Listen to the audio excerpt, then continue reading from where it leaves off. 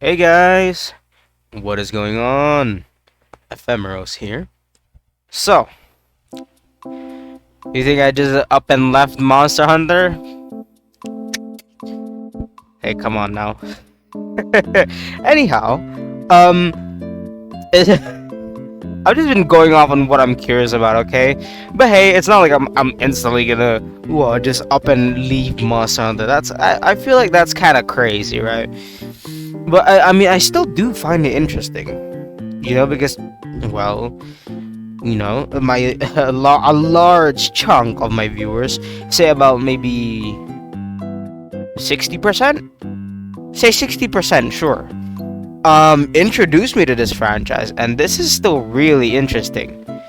I am you know what, the videos that I didn't do on it though acted as sort of a buffer, so it'll refresh me and it won't, I don't know, it'll make it feel a little new again, which is always awesome.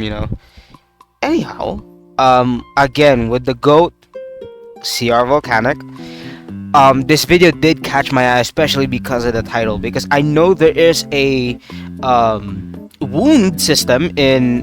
I don't know if it is it specifically in wilds, because like they said you could cut off parts of a monster, right? And then you could just like use that for extra carvings. When you carve away stuff and like get materials from it. I mean, sure, but is that not a wounding system? Because if it's not, then okay. That would be just like a limb lopping off system. That's chopping up their limbs for their materials. But I mean, fair enough. But about wilds, I didn't know the wound here. Like I knew it was a thing, but I didn't know it was sort of new. Is that right? I don't know if it's new or not, right? Because you could cut off, but you get the point. You could cut off body parts in the old ones, but if that's not wound, then I want to know what his opinion is on this because it says are almost great. It says wounds in Monster Hunter are almost great. Why is it not yet? Right? Why is it not there yet? Like it's good right now. It's good, right? From what we are told in the title, are almost great. That means it is good. But why isn't it is it not great? So I've been really wanting to know. I've had this on my tab island for a while, and please ignore my tabs. Oops, hold on, my thumbnail here that I was making. Anyway, let's get into this, bro. Seven. Okay. For a while now, at least with the main numbered titles, the Monster Hunter developers have been experimenting with the creation of dynamically occurring weak points on the monsters. Temporary patches that lower the monster's hit zone values and lessen the amount of damage the beast can resist. I believe this idea comes from the developers wanting to expand upon the feel of a fight progressing, making it seem like the monster is getting... True. Are we serious? Oh my goodness. Okay, I think we're back. All right, all right. I like how when I have the like slightly angry face. Oh my god, it disappeared. I like how when I have the slightly angry face, my hat gets a little bigger. Anyway, sorry. making it seem like the monster is getting weaker, Wait. wanting to expand upon the feel Okay. of a fight progressing, making it seem like the monster is getting weaker as the battle goes on. At Yeah. the same time, giving the players different parts of the monster's body to focus on to shift the attention around as I think that's just generally a great design, like idea for like game design. Right, that's cool. So you're encouraged to like play around with the target. Make this weak point here. Okay. You know, give him the fucking I don't know. Give him your aggro so your teammate can go for the weak spot. You get the idea, but it's generally good. It encourages play. It encourages actual like um what is it? It requires you to be like mentally in the moment, right? That's always good, the bro. battle continues. In addition, though the current hit zones of most of the monsters in the main games are often still pretty good on average, usually offering ample weak points over 45% in the normal weak areas, they are definitely a bit less generous than some of the older games. Hit zones in the 60s and 70s are much tougher to find nowadays, naturally occurring, and I believe this is due to the player's skill lists and damage opportunities becoming much more broad once World overhauled the damage system. The developers... Oh, really? They overhauled it. Huh. Okay. Wanted to tighten up overall monster defenses so they didn't just get ragdolled by flinches and trips all over the place. The more generous hit zones are now temporary points created through gameplay rather than them being the default in a bid to compensate for the strength of the hunters. Iceborne tackles this idea with the Clutch Claw, a tool that feels rather gamified, where you tether to a monster's body parts, careful to pick moments where the monster isn't attacking with the body part you're targeting, and then you perform an attack that softens the raw hit zones according to a consistent formula for a consistent period of time, leaving a chalky white pattern all over the now tenderized body parts. The Clutch Claw has some fun ideas behind it, but it struggle comes from its relation to the other mechanics within Iceborne. The use of the I mean, then again, right? It's you're seeing like you're sorry if I was breathing on the fucking mic. Sorry. It is like I think what the hold on. This quality is bothering me. Can we bump it up even more? This bitrate is bothering me. Okay, it's still bothering me, but it's a bit less now. You are experimenting with a game, right? So I really don't mind when they kind of add stuff like little stuff that is a lot more game-ish, fantasy type of thing. But it's always fun to see what they're playing around with. But like what I like about it is that I don't think the fans are ever really displeased. At least like the majority of it, right? Of the fans, But tell me what you guys think, of course. With the game's experimentation, because one core trait is that they're sticking to their core. It's still monsters, bro. It's still realistic, or not realistic, but you get what I mean. They lean really heavily into that realism stuff, and I mean, yeah, there is debate about like the pacing of the game, right? One game did decide to take up the pace, fasten it up a little bit, but yeah, well, people do have mixed opinions about that. There's not really an opinion that says, "Oh, this game is generally bad." Like, sure, you will get RNG loot hells, like, the one where he's taking 18 hours to get, like, what was it, a Rathalos plate mail or of some sort. That was just some absolute bullshit. But, I mean, yeah, it was an older game, so I do understand it. But, yeah, I don't think... Well, then again, I'm not with the community, right? But I haven't heard people, at least on my channel, right, complain about any of the games, really. They're kind of, adored, really. So, and people just have preferences? Yeah. People just have preferences instead of like, oh, I actually dislike this, like, fair? Fair. Temporal and Rocksteady Mantle in order to bypass the need to carefully choose your moments for tenderizing. The ability for the claw to automatically enrage a monster to prevent flinch shotting abuse, creating some gameplay strategy strangulation by presenting a consistent way to have the very potent agitator skill active so long as the claw's mechanics are implemented over and over and over. The Clutch Claw can be a fun tool, and when used in the way that the developers intended, it can add some interesting risk-reward and complexity to the game's combat, but efficiency in Iceborne demands that it becomes very intrusive and very repetitive. The layers of checks and balances surrounding it created a domino effect that could make the claw... Wait, you lost me. Which one?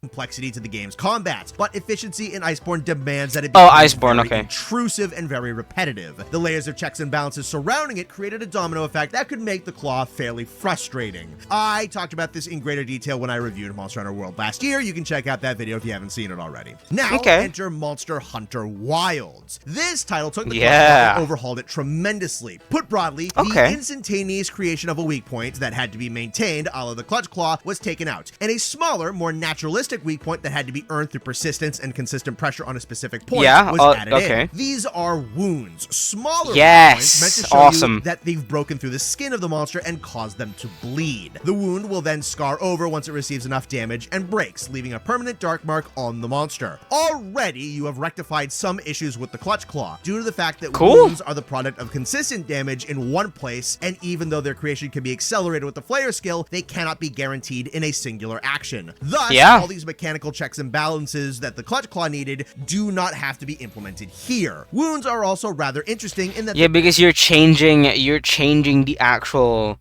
It's not just you're not just making a random weak point now for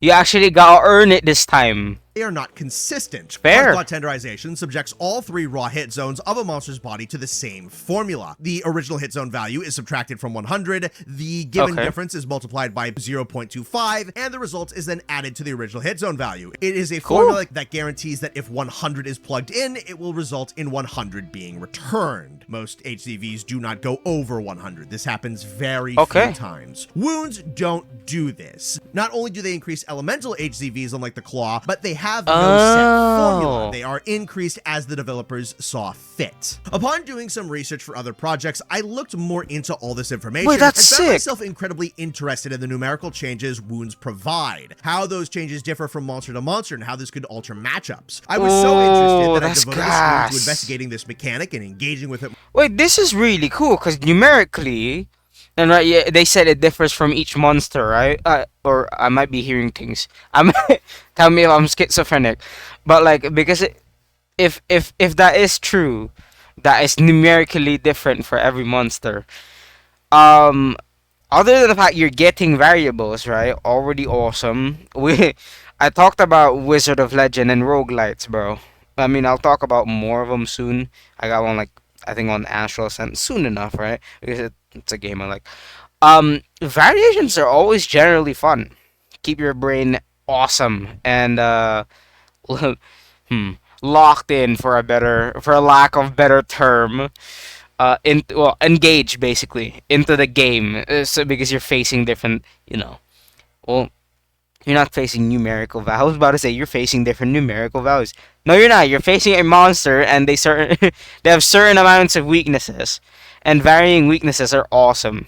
It's always good, man, to have variation. More deeply than I had previously. See, Wilds also has these focus closer attacks, extremely powerful moves that stick to open wounds, deal high damage, that's good. Have utility such as feeding important. Again, that twin blade, bro. Listen, that twin blade. Extremely powerful moves that stick to open wounds, deal high damage, oftentimes have utility such as feeding important resources to certain weapons. They lock the monster in place and usually cause them to flinch. They grant you temporary invincibility, and they can cause a monster to stop in mid-attack, flinch, and sometimes topple over. Wilds' gameplay loop incentivizes players to close these wounds immediately with these attacks. The damage is rather large, and the utility is enormously effective. They are more or less too good not to use. When they are opened, hunters turn into sharks, smelling blood in the water and swarming the weak point to devour it. Very rarely is the naturalistic weak point aspect of the wound explored. The idea of creating dynamic weak points is once again gamified.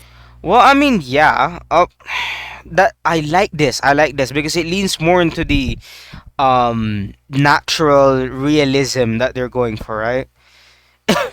If a monster can end a hunter in one swipe, why are they not gonna do the one swipe? You get what I mean? If a hunter can end the monster, right? Well, no end. I'm saying no end, of course. In one, you can't just sure you can one shot some things. We've seen a video of me reacting to that, but I'm saying as in why would you not take the opportunity for a monster that is showing a weak point, right? So it does lean into the realism of it. I like that. That's awesome. That's awesome. I like how it adds to the realism. I don't know if that's intentional or not. Either way, epic. What the fuck did I accidentally press this? Okay. Now through very different means. So I wanted to see what would happen if I tried to break from this learned behavior. I will now let my past self from the stream explain my mentality going into this little experiment. So yeah. Oh, he does streams. Oh, that's awesome. Oh my god, I wish I could stream sometime. That would be so fun. I just don't do it though because the videos you're seeing, bro. These are recorded on like public Wi-Fi, bro. I'm dead ass. So like, streaming would be an absolute nightmare, bro. Imagine my Wi-Fi cuts off. Like, come on. So I was taking a look at a couple of different matchups and a couple of just like how the monsters operate and just how their underlying numbers work and a whole bunch of stuff. And I Okay. was noticing, mostly I was kind of interested just as like a side question of how the wounds actually interact with hit zone values. Because I just, in terms of how they function in comparison to like tenderizing per se, I figured like they couldn't interact the exact same, you know, due to the fact that they're just up for different distances, they're up for different time, like they had a whole different function. And I noticed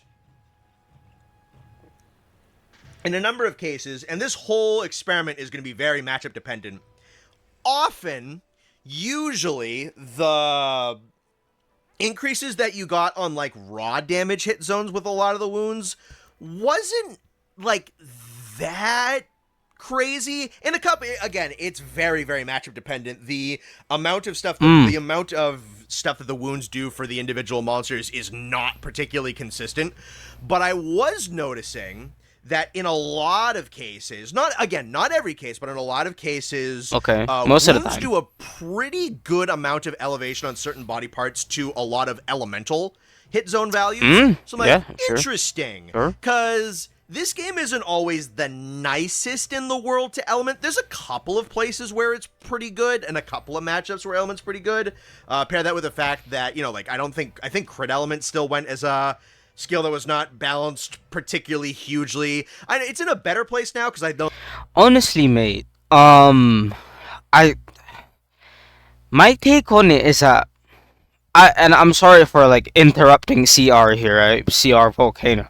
Sorry, bro, but like, I'm trying to get my thought out before, before it disappears. But like, my take on it is that honestly, it's fair that they only give a little boost, because if it's like a general damage boost for quite a say like a minute or two of like a wound being open or whatever, you get, what I'm saying, right?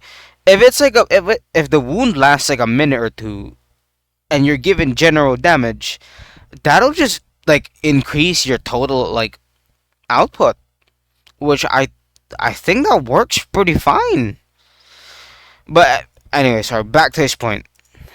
Skill that was not balanced particularly hugely. It's in a better place now because I know they bumped Cap, and there's also Gogma Apocalypse. Gogma Apocalypse is gonna definitely be worked into this build. I think just be out of like pure numerical bulk, but mostly I was super interested of just kind of taking a look at some of these matchups where the elemental hit zone values go up a really good chunk. Some of them, I'll pop this.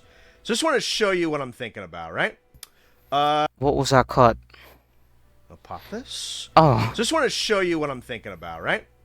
So we take a look at this right here. weak point. Ooh.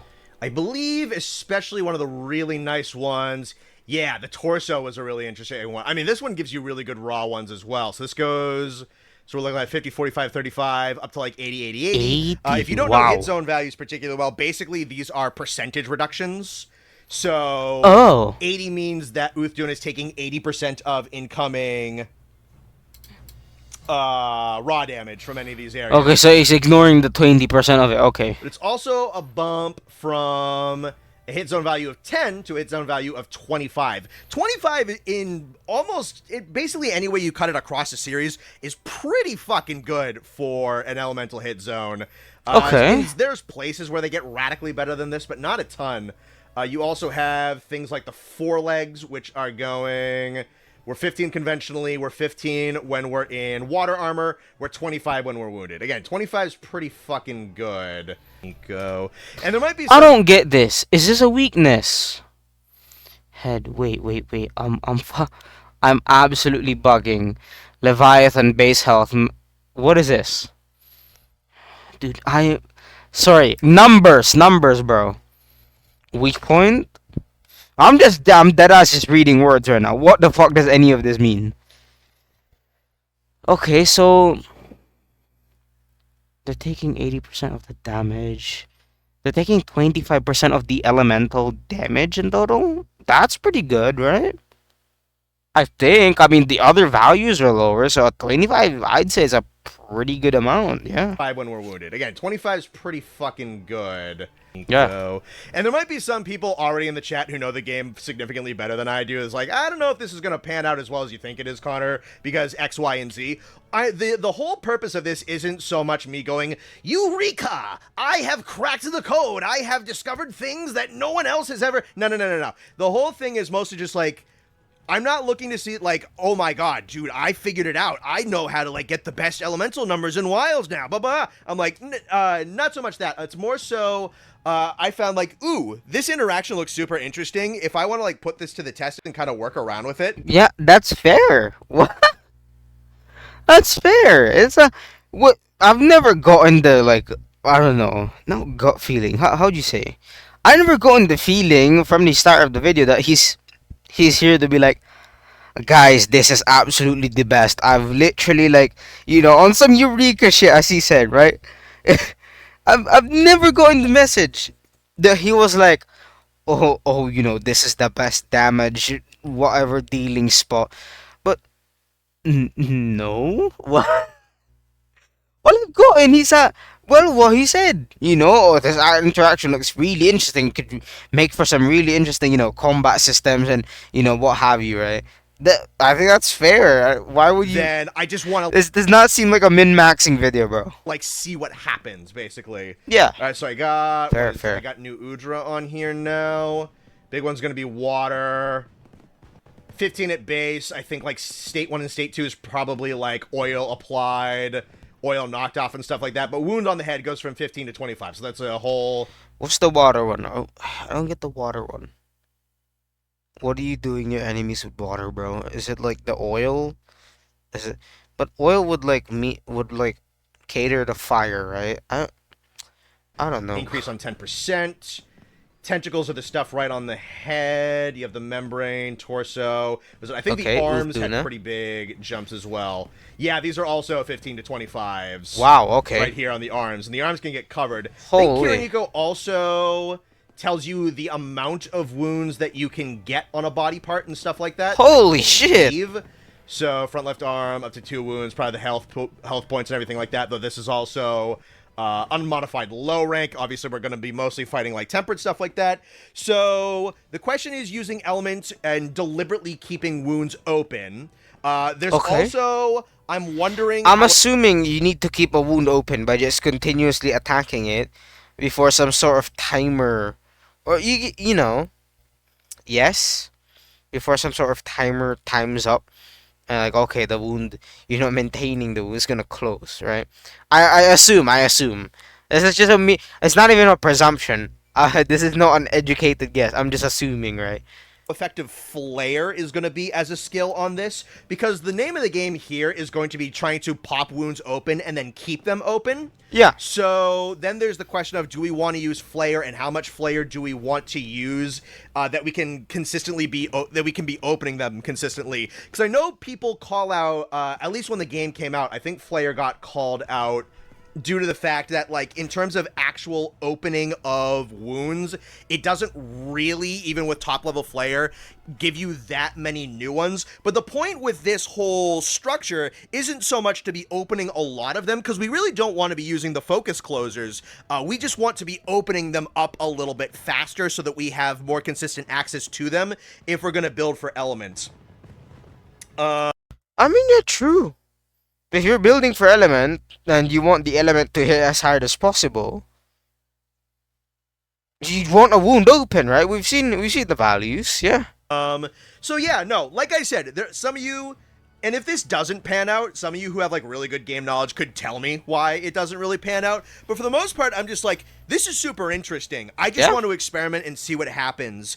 And very likely I'll be turning a good chunk of this stream and the experimentation and the mentality and everything into an actual video.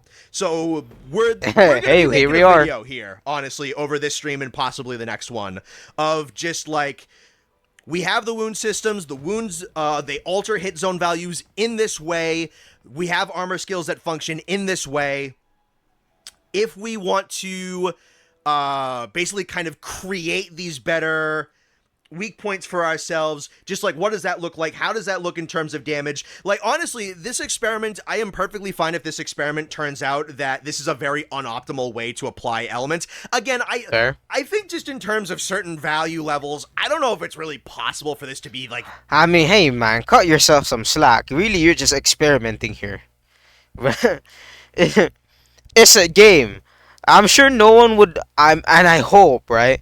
No one trips up their feet about someone experimenting in a game, right? Come on, it's a game, bro. So like, that yeah. bad in terms of elements, especially if I'm using like 4-piece GOG for the full GOG apocalypse. Someone in the chat just going urethra. Which is part of the reason we're going to start with some GOG runs, is just to get... You have more tabs open than me, damn. Listen, bro, them tabs, bro. Fucking hell, bro. Some of my viewers are really scared about my tabs. Guys, it's okay. It's okay, bro. Shh, hush, hush, keep it low.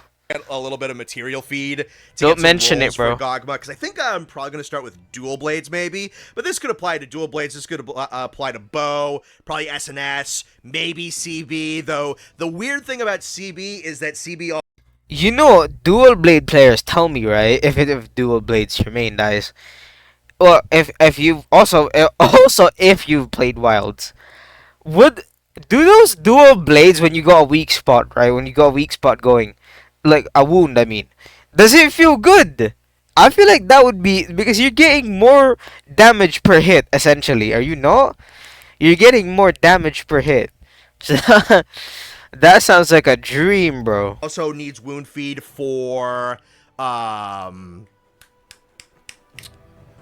elemental, the fucking chainsaw thing. I forget the name for a moment. The other, though, to be fair, if I wanted to play elemental SAED or AED, then I probably wouldn't need that much feed. Again, I'm not like, I don't know how like the best way.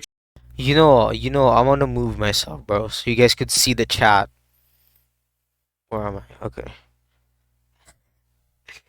Ignore me if I'm displaced across the screen. I want you guys to see some of the activity that's going on. Charge blade handles. I know the balancing for that weapon has been fucking crazy as we're going. But really, we're just making it. We're making a video. We're doing an experiment. I am sure that there are people who have done all this stuff out and like would know, yeah, this is either like pretty good or not that optimal or not going to go as well as you think it's going to go. But I'm just interested. This is really just like scientific method.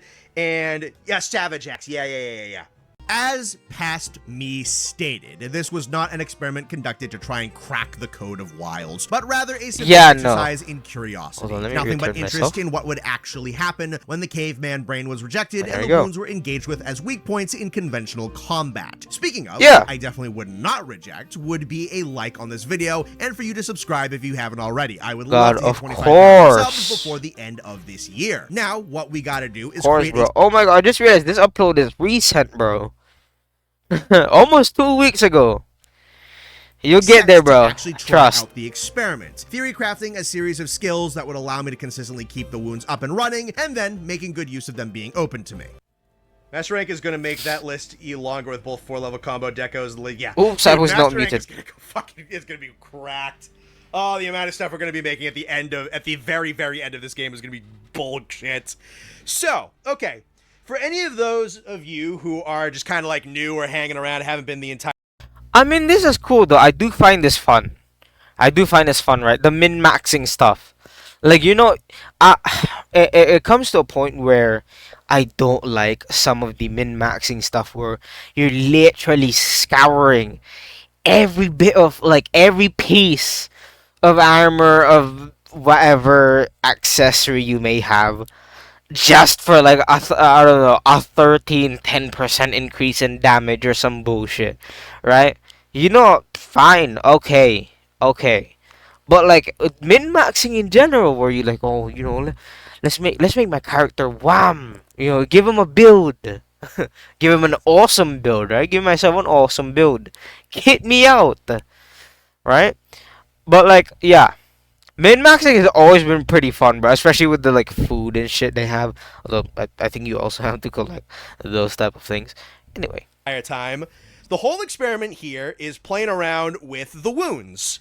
Because with the wounds, especially in certain matchups, what they do is they actually give you some really nice elemental hit. What the fuck? I think I tapped out. Here is playing around with the wounds. Because with the wounds, especially in certain matchups, what they do is they actually give you some really nice elemental hit zones in this game. In some places where the elemental hit zones aren't like the greatest ever in terms of series history, there's some okay elemental matchups, there's some not so great elemental matchups. Our goal, effectively, is to work with a set that is mostly Element and Flare, that has the purpose of keeping the wounds open and active and actually not using wound closers on them, taking advantage of the increased damage that you're and seeing just how good we can crank up elemental damage. Yo, I might be deaf, right? I might be deaf. But someone tell me in the comments, what is up with the hit zone being bigger? Is it because you're allowed more freedom to hit wherever you want because there's a wound? Is that it? Is that it? Someone tell me.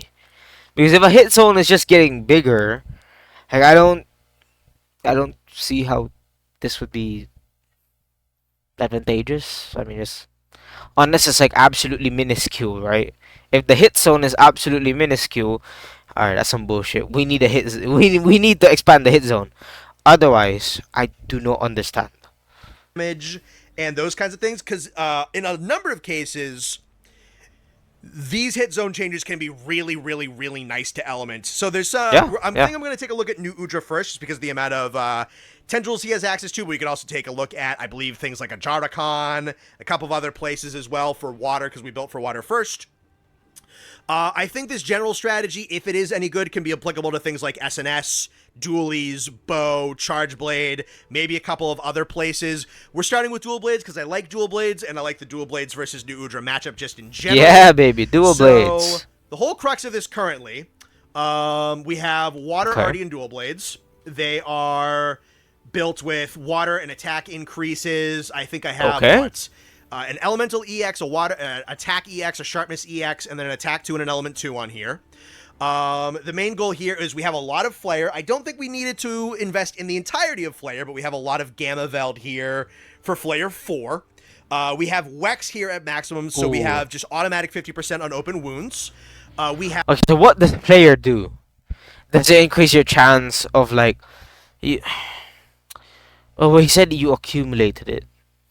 So Flare would mean okay. I suppose more specific types of proccing something to like open a wound. Oh my god, I do not. Wow, as usual, you know, for a lot of Monster Hunter videos, I still do not know squat. We're talking about min-maxing here, though. Of course, I'm not gonna know anything, right? It's not really lore related so much as it is game related. Well, not so much as it is. It is game related more than it is lore related. Yeah. Have 4-piece GOG built in with the Arty and stuff to get 40% element increase on Enrage, so our elemental agitator. We have 2 points of conventional agitator for an extra 5% affinity on Rage as well. Cool. So Rage on wounds is going to be 55% affinity. With this set, we also got 2 points of burst, which is some extra raw and element on continuous damage. We have adrenaline rush and evade window because it's dual blades, and this kind of just came with the set. We have some stamina conservation with constitution and marathon runner.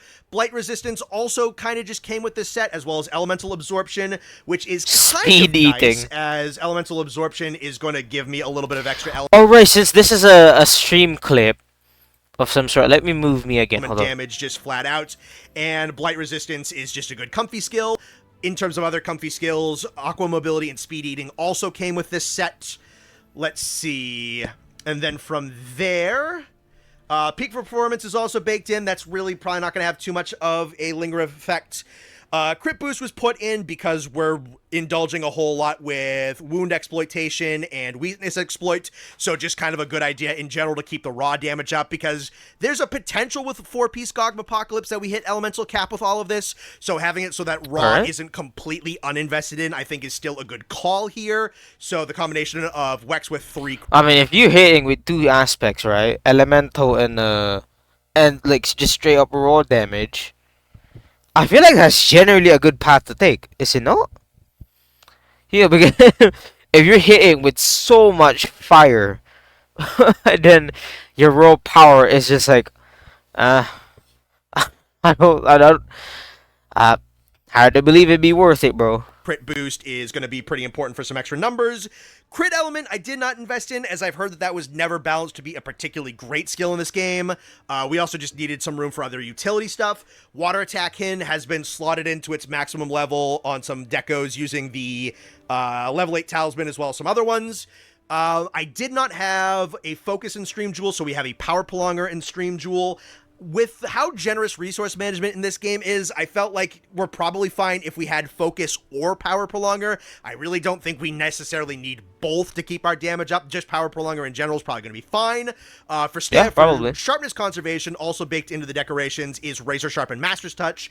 Master's Touch is it guarantee again in this game? I don't know if they changed it, because I know Rise changed it. 80% chance of no sharpness. Okay, so 80% chance of no sharpness loss when active. Oh, that's good. Hit, and, at maximum potential, we do have 55% affinity on this build, though it is conditional 55% affinity. Prevents your weapon from losing sharpness during crit. Oh, that's amazing. Oh, wow. Actually, yeah, that's really chance good. Of no sharpness loss on there, as well as Razor Sharp, which is a conventional 50% total coin flip of not losing sharpness, and we do have a sharpness EX. So that is the set currently. Oh! We're being shown gameplay, hold on. Okay. There's our slot right there. Okay. Hack away! Nice! Yeah, those numbers definitely went up. Yeah, he was doing bits. The numbers essentially just doubled from what I saw. Look, he's got his opening. Bam, bam, bam, bam. He started doing 40 damage per hit. Yeah, those numbers definitely went up. Yeah, those were really good. Some of them was 60. Again. That's so. Okay. Yep. 70s on there, 60s on there, 50s on there. Oh, that would feel really good on dual blades, wouldn't it? Oh my god. Hack away at this fucking thing. Yep.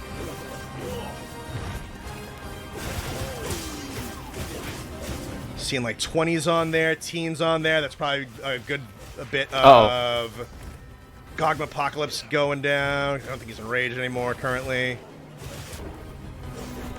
That was... Oh shit. Panicked on that one. Oh, look at the wounds. Look at how many wounds open. Pop. Yeah, pop that. Yes! It's proccing. Oh, he's not hitting the spot. There you go. Yes! That's another one gone. Oh, this is working really well.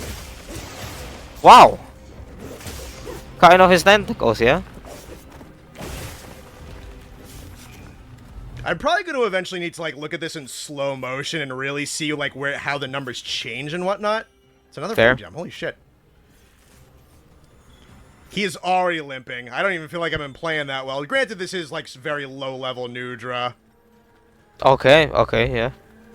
I feel like just in terms of just like sheer damage output, this is you pretty good. He was doing big. There's also the fact that the stronger monsters are just going to have higher wound integrity, so that's going to be something interesting to look at. Wound integrity? That wasn't mentioned. What's that? What? Okay. I might go right for an AT next.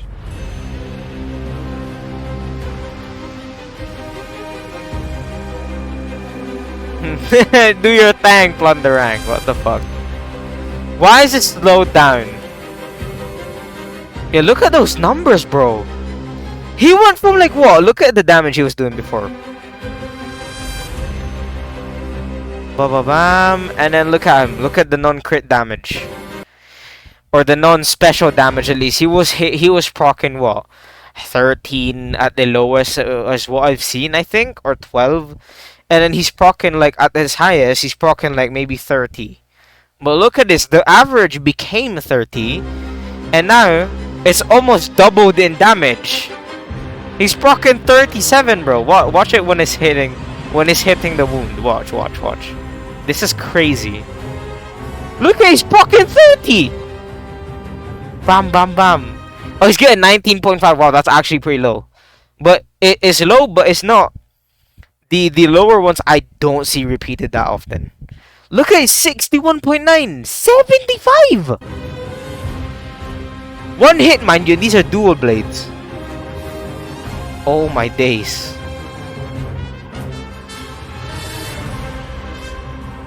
Straight dopamine, bro. Yup. Look at the damage he's proccing. Oh my god, with each hit, bro. Those dual blades sound nice as well. Just hacking away. Yes! Yeah, you got him. Just in terms of sheer output, he did get kind of schmixed. Yes. Yeah, I don't know, bro. It didn't even look like a fair fight. You just curb stomped him. What the fuck? That was like insanely one-sided. Just mashed him for time. Though how much of that is playing around with the wounds is how much of that is just like, this is a pretty fucking decent build.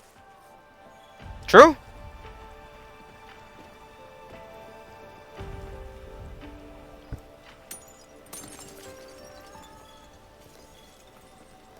We can definitely test it out with something with a little bit more resiliency. Yeah, I would like to see that, yeah. I'm guessing you're not gonna proc as high of a damage as like 75. Initial test, though, some of my numbers were hitting up to around like 70 to 80 with some... Yeah, no, that was crazy. Dual blade hits. So that was pretty good to see.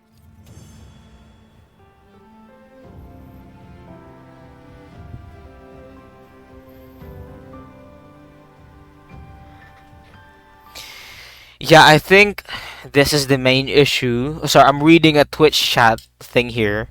Like, I'm probably covering it right now, so I'm reading it for you guys. I was thinking of, with this build, is the fact that the wounds popped almost instantly, so you're better off just using the closer, because it'll probably do more damage. Really? Because, like, I mean, sure, I'm seeing him pop wounds, but, like, there are more to access for those, like, nice hacking blade hits, right? So I don't know, bro. This is the main issue thinking about the build with the fact that the wounds pop almost... Oh, he's actually reading it. So you're better off using the closer. It'll probably do more damage. Maybe. That one I'd probably have to like experiment back and forth with the actual... That's a good point, though. ...numerics of it.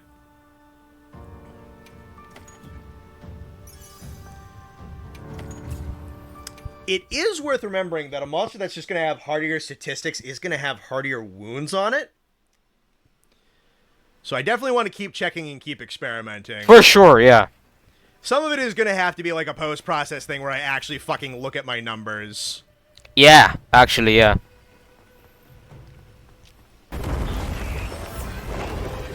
Because, like, if you're in the middle of gameplay, right, you're looking at, like, sure, you can look at the numbers and, like, and be like, oh, wow, you know, I actually did pretty well. But, like, you know, it's really mostly after you're out of the fighting, like, mentality that you're seeing it with a broader perspective. And, like, oh, you know, I was doing great, but maybe it wasn't as much damage, you know. Is a funny idea, Connor. Let's try out this experiment, but like your gameplay's not even going to be that great to try it out with because you don't know the matchup that well. Bro. Oh, whoa, okay. Oh my. Alright, almost got that one open. Okay. I think I do have that one open, actually. Yeah, you actually do. You are proccing crazy hits. Yeah, look, he's proccing 40 and above. There we go. Surely, right? Yeah. The numbers are saying here, right? the like yellow orangey numbers. Are they not? Oh, there we go. There we go. There's one. There's one I can obviously see. Yeah, even on the ATs, the wounds don't live. It lived longer, but still not long. What does happen though? Do you at least get damage, extra damage when the wounds pop? I don't.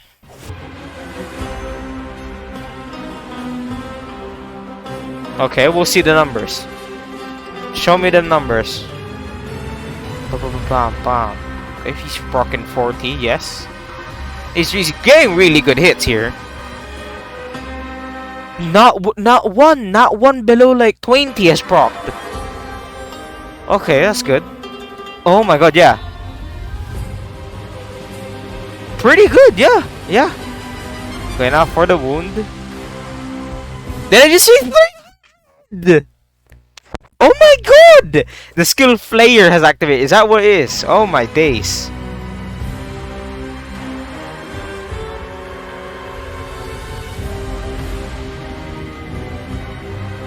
What the fuck? How's the build working? I think just kind of the way the game works, I have a couple of snags. It's still been really fun to experiment with. Yeah, I'd say. But it's definitely, I said from the top I wasn't looking to make anything optimal, and I don't think I did. But I'm still enjoying it. Ooh, Gravios, I should definitely play around with you later, because I know your HCVs are fucking horrible against water. I love how he repositions too. Honestly, if nothing else, I'm getting a really big appreciation for the move set, the movement tech, the AI programming that 18 New Udra has. What a awesome fucking monster this is. Hey man. Let me take a look at Monster numbers Hunter. here. Oh my. Oh yeah, I mean that thing just does so much. Yeah. Wait, let me see. That was so hard to watch because he's just splashing across the air. Let me take a look at numbers here. Zing. Okay, yeah. Oh yeah, I mean that thing just does so much. Yeah. I mean, it might be the case that I might just want to like pepper the wound a whole bunch and then do the closer. Sure. Yeah. Actually, that might result in better damage. One of those hits on the way. It's odd, man. The way, as I'm kind of discovering it, they made such an interesting mechanic potentially with wounds, but their integrity just kind of doesn't actualize the potential of them all that much. Like, I feel like this idea really could work with some different balancing within just how the game functions. Yeah? I agree. It's not bad or anything, but it doesn't really feel like the game wants me to quite engage. Yeah, it does feel like... It feels... I will take back what I said. It is good that, you know, you are somewhat incentivized, right? Like, yeah, I make a wound, you know, bigger damage. Wow, big number, big boom. You get it, right? But honestly, the big boom that we're getting, you know, paid off with is not really that. It's not really it's not really stimulating enough to like for your brain to like go, oh my god, that was awesome. Do it again, right? That's how dopamine works, especially in games. It feels amazing. Do it again. Right? But yeah, it doesn't feel like the incentive is not heavy enough for me to go, you know what, do it again. Let's chase for a specific wound instead of just hacking away mindlessly at the monster, right? With the wounds as like this little baby tenderizing thing, or at least not as much. Yeah. Just sheer damage output I'm able to put out. Uh-oh. Bye-bye.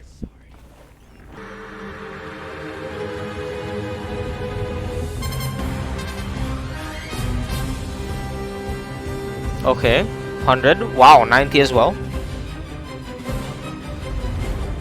Let's see the damage. Pretty good. That's like what? That's resulting in maybe 300 or 500 damage, I think. Okay, getting really good numbers there.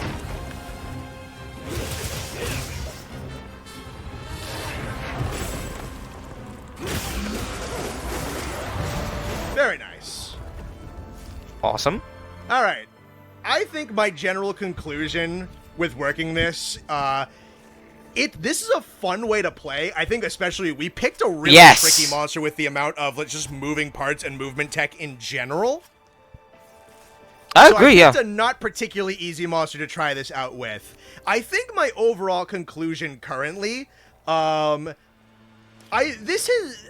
it's a really interesting way to look at, like, the wound system in general. If, like, actually, like, okay, let's honestly engage with this as a mechanic. Because I feel like I'm a little bit more pro and a little bit more anti in a color. Because this is interesting. This is, possibly it really is interesting. Because I think it's quite obvious at this point that the developers, to some extent, have a vision for Monster Hunter where they want the weapons to be directly smacking into and impacting and going toe-to-toe with the movesets of the monsters. Things like counters and perfect guards and perfect dodge. It must be because, like, you need something grounding. You need something grounding. Because, like, you know, Monster Hunter really engaged you first in the first game we've seen, right? What really got me was, like, they actually made you engage with the motion of the attack. Now, you're using the fucking joystick to, like, direct the attack, right? Well, not direct the attack. What was it? I think you were making the motion. Jesus Christ. My accent is going crazy, bro. I'm so sorry. But, like, I think you had to do the motion as well, right? The motion as well. I think it was the motion, right? That you had to do with the joystick.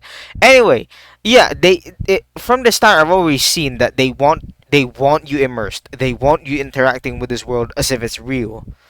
You know, and to give that realism, they need to do everything they can to, you know, keep you as if these monsters are actually colliding and battling with your weapons and you as a hunter. I think that's always really cool. And focus mode and blah blah blah blah blah, and these could be fine-tuned and refined and tweaked around and this and that and the other thing, right? All that goodness. So this kind of messes around with some conventional Monster Hunter combat isms where it's a lot of bait and punish. Like, I know that this monster is going to be going with this attack, he's going to be landing in this place, so I go with this weapon and hit him in this place, etc., etc. Right? So, like, the more kind of, like, up in your face, kind of, like, back and forth, bloody carnage, that kind of stuff, it's a little bit tougher to go with, like, the positioning and whatnot.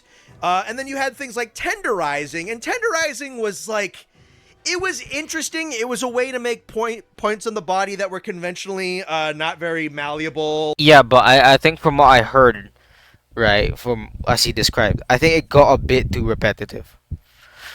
At least I think I heard. Or not very damageable, much more easy to damage. It didn't look good. The upkeep and the maintenance was pretty obnoxious. The way that it interacted with so many other mechanics in the game domino affected, and it's something with a lot of build strangulation and a lot of mechanical cannibalism and stuff like that, and Clutch Claw kind of dominoed into a mess. Wounds don't really domino into that same mess. They do have their own kind of separate batch of problems. They're also definitely the game is definitely less reliant on having good hit zones coming from the wounds than they are from the... I mean, it is scary to think about, because when you make a mechanic so good that every build is almost incentivized to build towards it, you will choke people's, like, the build that people want to make, because, oh my god, it isn't optimized, oh my god, you're getting less damage than what you would if you're using the you know. So it's the tenderizing stuff. So, like, the hit zones kind of in general in Wilds are just usually a little bit more agreeable than they can be in Iceborne in a couple of places. Because they also definitely want to do this thing where you have, like, a dynamic weak point creation system. And, like, okay, that's something interesting. Yeah, super. With how they're balanced currently, they have kind of undermined what they want to do. Because the wound closers, because the damage I was getting with like this one big, completely uninterruptible, invincible burst of damage with the wound closer was hitting for numbers that were pretty comparable to me just attacking the wounds in general. True. And the wounds also don't stay up for a That little 300 proc that he had, I don't know if that was a closer, right? But yeah, when you build up 300 to 500 damage, you could just build that up in either more or less time. By just going up the monster and douche, you hacking away at this beast, right? So yeah, I don't. long time. So there's pretty interesting stuff where you have these kind of portable weak points that are shifting over. Yeah, that's really cool. Creating these, it's still perfectly good hit zones in general, but now you have like these small temporary advantages to have just a really increased damage, and that also actually would kind of bring positioning a little bit back more into the foray as you've created these very, very generous openings for yourself. Like we looked at Booth Duna earlier, it's across the board raw 80s and like 25 on lightning. My suggestion from this experiment so far, this could be something really cool. This could be something to kind of transition that wanting to have, you want to have the very retaliation, the very reactionary movesets, the very back and forth encounters and that kind of stuff. You want to have that, right? But then at the same time, positioning and that kind of stuff is still very important. I mean, it always is going to be in Monster Hunter just because of how hit zone values and motion values and all that stuff works. I don't think they're never going to take that out of MH completely, but just the way the moves interact with one another makes things a little bit different. However, if you have a wound system, if you have these kind of creatable dynamic weak points around the body, well, now the positioning gets a little bit more interesting again because you have these very, very, very extremely generous weak points that are moving Exactly. Oh my god. CR-Volcanic, you get me, bro. around the body, and now you kind of have to like reorient. Honestly, worded it better than I could have, man. And scoot yourself into these different positions to get at those weak points to anticipate them coming in, so that for a temporary temporary piece of time, you can get a lot of damage in. Yeah, because just looking at the numbers, the conventional unwounded stuff is usually not that different from, say, like a couple than most other hit zone values I've seen. I think in general, some of the older games have slightly more generous in a couple of places, but it's not like Wilds has shit zones all over the place. It really doesn't. Maybe a couple of monsters in a couple of places. Hit zones aren't that bad, but you have these portable dynamic ones where they are incredibly generous, but their integrity is so small, and the automatic closer does a ton of damage. So I think Capcom have put themselves in a position where they can actually kind of have their cake and eat it too, with the more kind of classical positioning type of stuff. I do agree, as your more reactive, more kind of carnage back and forth gameplay. It's always cool because like you're encouraged and incentivized in that manner, right, in that way, to be to go and get aggressive with this monster that you're fighting. It's you can't forget the core of Monster Hunter is, well, you being a mercenary for monsters, or if not a mercenary, just a general monster hunter, right? But yeah, that's the word, hunter, mercenary. You get the idea, bro. You're hunting these things. Oh, sorry, not things. They're realistic enough that I can call them beasts or monsters, right? But yeah, yeah. It's always cool to like incentivize the aggressiveness because like if you're facing a monster, let's say catering to the realism, it's no there's a very low chance it's ever gonna take it easy on you. Play kind of going back and forth at each other one by one, but they have balanced things in such a way that they've kind of shot it in the foot a little bit because wound closer, focus mode closer damage is very, very high and it has utility to it. Yes. As well, wounds just do not have a lot of durability. So with Wilds, it's too late for them to take the focus mode closers out. If they were to bring focus mode back, I don't even know if they would take them out completely. I kind of would like them to. I don't know if they would revert on that. Oh yeah, but if you take it out, you're getting all these different like things, and you go remove this, and it's already a pretty good feature. I'm not gonna lie. But yeah, I can see why, the title of the video rings true. It's almost great, bro. It's almost there. I think just in general, the focus mode closer attacks are probably one of the weakest things about the system in general. But I do think you have the makings of something particularly strong that actually kind of blends with this combat philosophy that you've created already and kind of evolves on some older combat philosophy. If you actually make these wounds and tracking after them and pursuing after them and actively moving after them and engaging with them combatively, I think you can actually kind of have your cake and eat it too a little bit. I think they're in a position to do that. So I would definitely, my conclusion from this so far is I would recommend that with the expansion, the integrity of the wounds themselves be buffed considerably and the closing damage be nerfed considerably by like notable magnitudes. I think with that, you might be able to make the combat in this game a good chunk more interesting than it already is. Since the stream ended, I have spent a few other multi-hour sessions terrorizing the inhabitants of the Oil Well Basin to considerable success while noodling around with this set. My sentiments from the end of the stream haven't really changed all that much, but I can expand upon them a bit more here. Of course. It's kind of funny. I feel like the wound system almost does a better job of teaching its players positioning fundamentals through mechanics. Yes, actually, yeah. Than most other Monster Hunter titles. The biggest difference That's a really good point, yeah.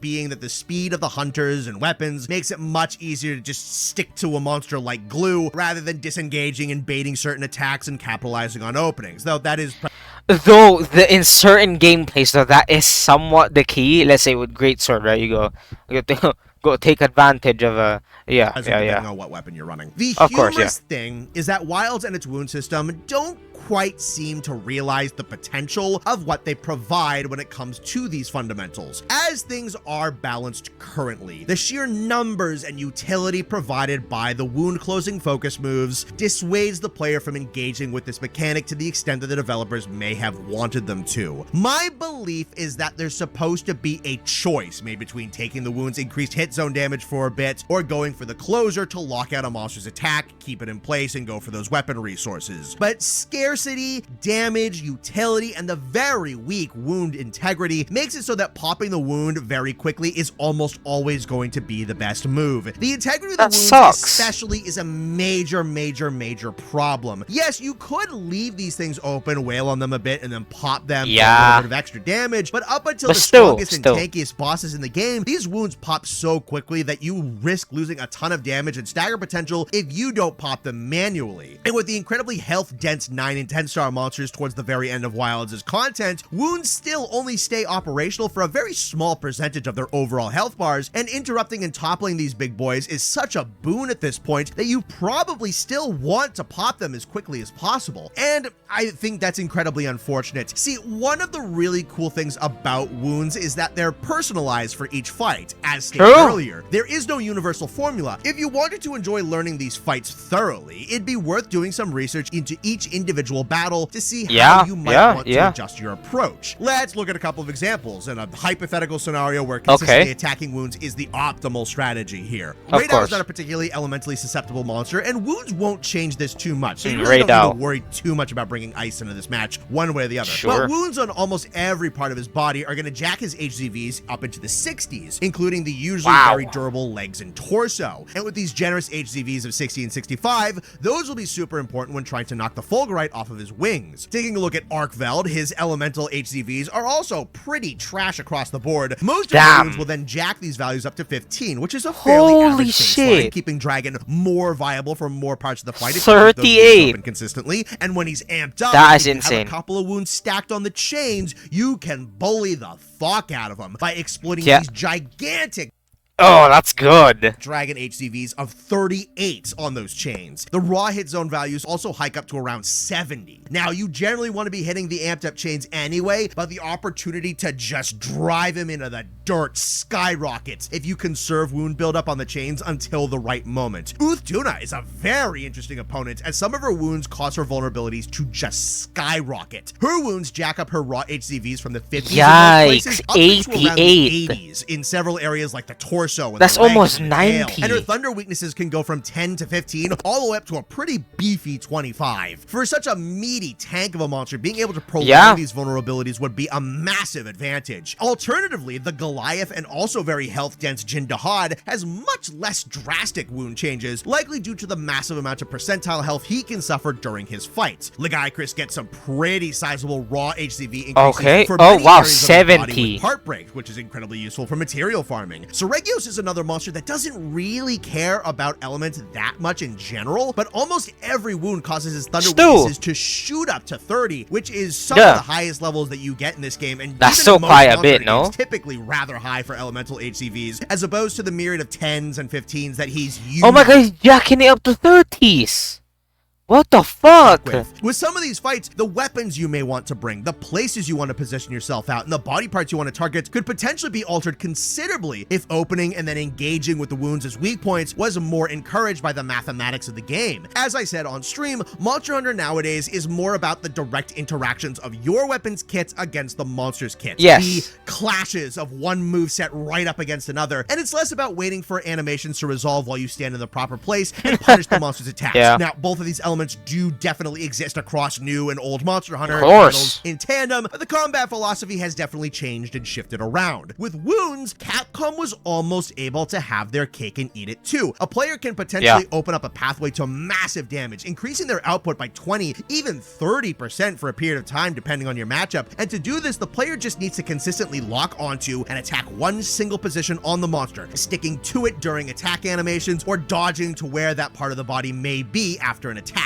And once that persistent pressure is rewarded with an open wound, the player would then need to stay consistent with where they are attacking to capitalize on that reward that they earn. Fuck, this is such a good explanation for it. Oh my god. Of course, it looks a little bit different than it does in Generation 1 or 2, but there's a lot of similarities in essence. But the way things are balanced currently, there just isn't much incentive to fully follow through on this aspect of That's what I said, the numbers for the matchmaking and using these dynamic weak points like actual weak points. I stand by an old sentiment that the wound closer focus mode attacks are probably the biggest weakness in WoW's combat. There's issues with focus mode just in general, but at least compensation for focus gave monsters access to some pretty engaging repositioning and flanking tactics and tools to face off against, and makes a lot of these fights really dynamic and fun. These wound closers are insanely powerful. To repeat from earlier, one singular blow that connects in the right place grants you invincibility and interrupted monster attack into a flinch, huge damage, and weapon resources. And their presence guts the potential of the wound system entirely, taking what should have been a naturalistic means by which you prove you are whittling down a foe while rewarding yourself for consistency, positioning, and planning, and reducing them to a get-out-of-jail-free card at best and a setup to an unending flinch chain that trivializes a monster for minimum effort at its worst. As is, the closers are much too powerful and the wounds last far too briefly. My recommendation for the Wilds expansion is to bolster the integrity of the open wounds tremendously and nerf the damage of the closer attacks into the dirt. Now, this isn't going to deprogram the host of casual players who just unga-bunga the open wounds on the expansion, but eventually guides will be made, and Monster Hunter Math guys will make videos trying to give tips to players to leave the wounds alone for a time, and people in lobbies are gonna chide each other and whatnot, and things might naturally start to correct themselves. Personally, I would love to not have the closers at all, but I know for at least the expansion, that's not going to happen. The next best thing would just be to change the number balancing so drastically that the closers lose at least some of their massive potency. As post-launch content in Wilds has done a good job making wounds harder to open, making them it's essentially delayed gratification versus instant. With the closer, you get an instant rush of damage, bro. And I mean, it's good, right? It's good, yeah. But with the concept of what wounds could be here, this would be amazing. A boon than a win button, which is nice, but I think it can be pushed even further. My hope is that if wounds return in a future installment, then the closers are fully abandoned, though unfortunately I'm not entirely sure how realistic even that is. A man can dream, and I can still state my preferences one way or the other. Though it's not efficient currently, I can say that this approach to combat in Wilds is very enjoyable if they want to lean more into this direction. Singling out limbs or the head or the torso on a monster and consistently dancing around attacks to try to cling to one potential target, having some sense of satisfaction when I see the wound open up and my damage numbers jump up by a noticeable degree instantly is very exhilarating and makes me feel like I'm learning the fight better. And from approaching the game in this way, you get a little bit of pressure to start to learn each of the monster's attacks from different angles so that you can exploit similar animations in differing ways. There could be so much more food for thought when it comes to the combat in Wilds if this mechanic was just allowed to breathe. Personally, I'd like to see it succeed and be actualized. I think the vision is there, but the numbers are just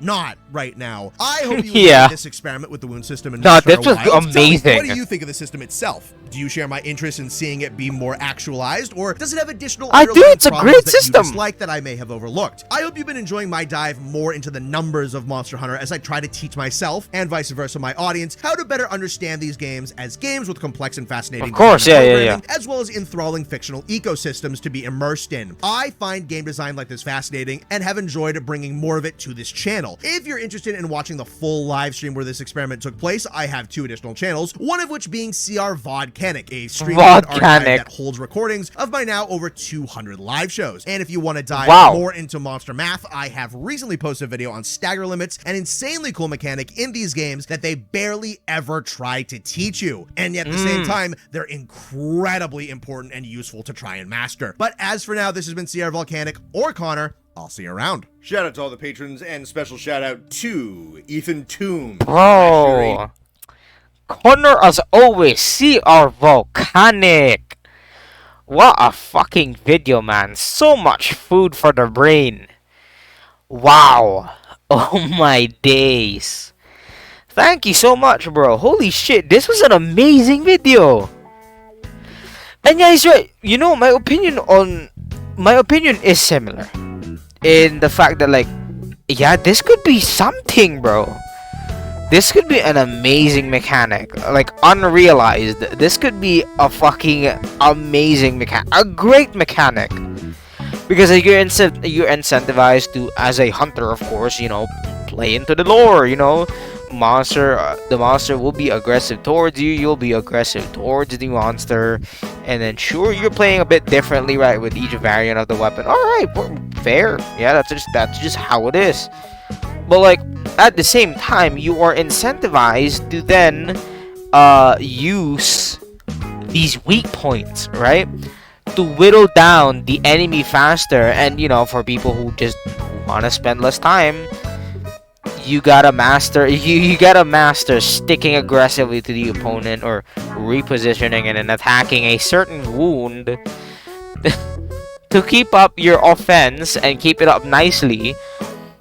So essentially the monster will, well, die faster. Die faster is crazy, but yeah, you get the idea. I think it's a really cool mechanic. But yeah, at the current math that is going on, I honestly don't know what I'm confused about the math. He's saying the math is like good, but he's also saying the numbers aren't there, so I don't know what that means. I'll be so real, but so far, yeah, it's amazing, bro. Because some of the because of the numbers, some of the attacks are counting as like double attacks. You're hitting like 60 to 80 in one dual blade swing. That's a lot. That's like 2 to 4 hits in one swing, essentially. And you hit a lot. You hit a lot with them dual blades, right? But anyhow, that was good, bro. Hope you guys didn't get lost in both my and CR-Volcanic's yapping. Always love a yap session, right?